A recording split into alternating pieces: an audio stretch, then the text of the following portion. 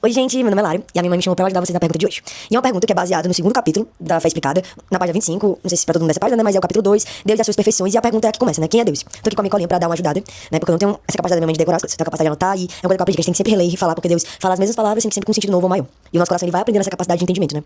E a pergunta é, quem é Deus? É uma pergunta que certamente todo mundo já deve ter feito, é uma pergunta super importante, e que tem até uma história de um catequista, né, que uma criança fez essa pergunta pra ele de quem criou Deus? E a resposta que existe é uma resposta muito simples, é que ninguém fez Deus. Deus é quem ele é, né? Deus é um ser que existe por si mesmo. Ele não foi feito, ele não foi criado, e ele sempre existiu e sempre vai existir. É uma existência que não depende nem de ninguém nem de nada. E esse é o pensar que é o ponto absoluto, é o ponto partido absoluto de tudo que existe, que a gente conhece.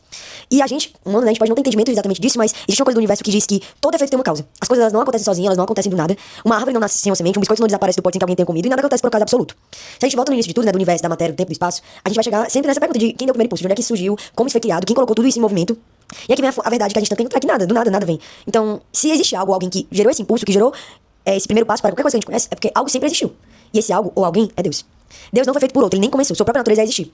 A teologia chama isso de existência por natureza própria. Só Deus tem essa característica. Tudo mais é causado. Desde a causa incausada, o ser necessário e o ser supremo. Então Deus, mais ainda do que isso, Deus é o espírito. Ele não é uma matéria. E é isso que vai apaixonar, porque a matéria, ela se divide, ela se corrompe. Então se Deus é um ser de espírito, ele é indivisível, ele é imortal. Ele não se quebra, ele não se separa. Então por isso que Deus é por si só o espírito perfeito. Ele é eterno e imutável. E é por isso que ele se diferencia de todas as outras coisas. Porque ele é espírito. Mas ele tem a capacidade de criar as matérias. De tudo isso é que existem essas substâncias espirituais além de Deus, né? Que foram criadas. Os santos, os anjos, as almas humanas.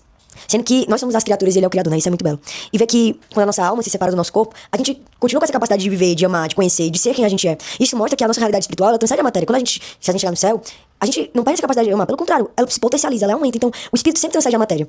E, principalmente porque foram criados por Deus, que é espírito perfeito.